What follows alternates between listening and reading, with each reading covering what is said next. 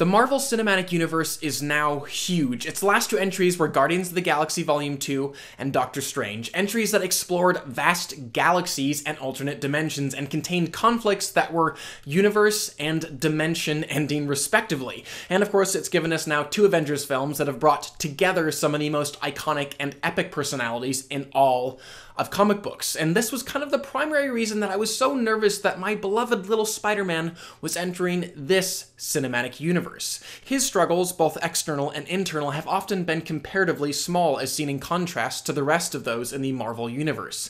And it just seemed like it would be incredibly difficult after 15 films to insert a fittingly small and focused story that could capture the essence of this character. But let me tell you guys, Marvel, Sony, Tom Holland, and director Jon Watts have done it. They made a Spider-Man film that felt like it belonged to a teenage superhero, one ripe with the kind of humor and fun, as well as the earnestness, angst, and struggle that time period is for so many. As such, my favorite scenes in this film were the ones that patiently took the time to highlight Peter Parker and Spider-Man's youth, and showcase where he was uniquely at, physically, relationally, and emotionally. Moments that could never fully play out in a standalone Captain America film, Thor film, or Iron Man film.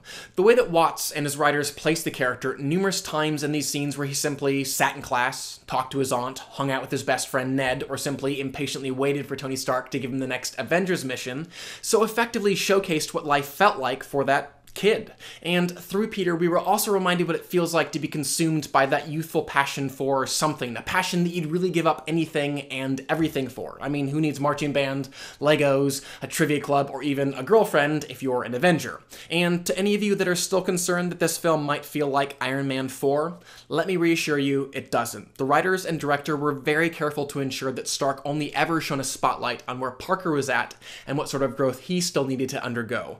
With the exception of one brief scene, Stark wasn't really given any sort of character growth or arc in this film, which again really kept the narrative laser focused on the title character. And used to achieve the same focused ends, the film also did a fantastic job showcasing the very humorous limits and realistic shortcomings of Spider-Man's powers. And those moments weren't just designed for laughs either. They really did all the more help us to feel what it would be like to be that kid with those powers. Speaking of the humor though, I personally thought that 90% of it really did work quite well. It just struck that very difficult to strike balance of feeling both tight and focused, crafted in a way to actually move the plot forwards versus just distract from it, as well as feel genuine and in the moment. There was more than one instance where I felt like Tom Holland's tickled response to Ned's shenanigans was actually genuine, and it was that sincere feeling that really made the relationship and interactions feel that much more alive and engaging.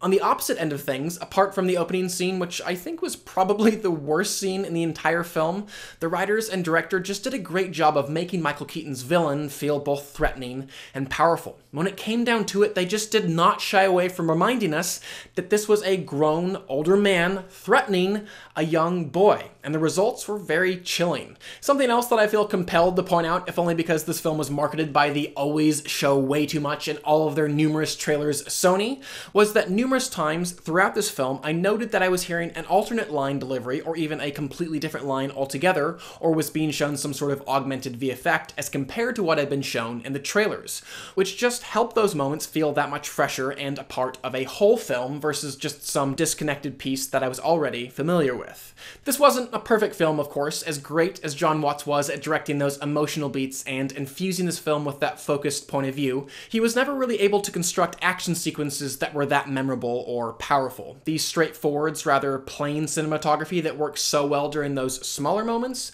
just felt flat and uninspired during the action sequences. I rarely missed Sam Raimi's visual flair when Peter Parker or Spider-Man was meant to look like a kid, but I did miss it when he was meant to look like a superhero. On top of that, many of the action sequences contained a fair amount of lazy CGI work.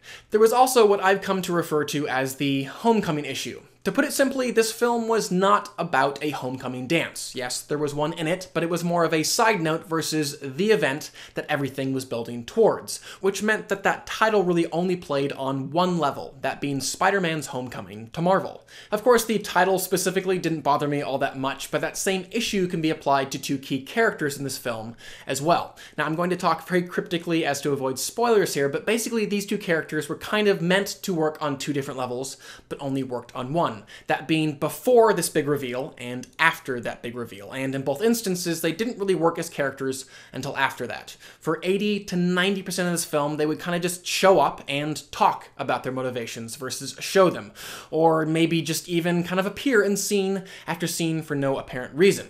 Again, they did work as characters after those reveals were made, but not beforehand. Again, working on one level when they should have worked on two. Again, though, I really enjoyed the lightness, the fun, and the focus of Spider-Man Homecoming, and I cannot wait to see where this character will go next. And for all of these reasons, I will give the film a 4 out of 5 and a heart. I would still love to know what you guys thought of the film, though, so definitely comment below and let me know. And as I always ask you, with every single MCU release, where does this film fall on your MCU rankings, as well as on your Spider-Man standalone film rankings? I think for me, I would probably put it right below Sam Raimi's Spider-Man 2. Finally, please do subscribe. I'm going to continue to review films and television on this channel, and I would love for you to stay up to date on all of those things. But for now, I'm Chris Hartwell. This is The Heartbeat. Thank you for joining me.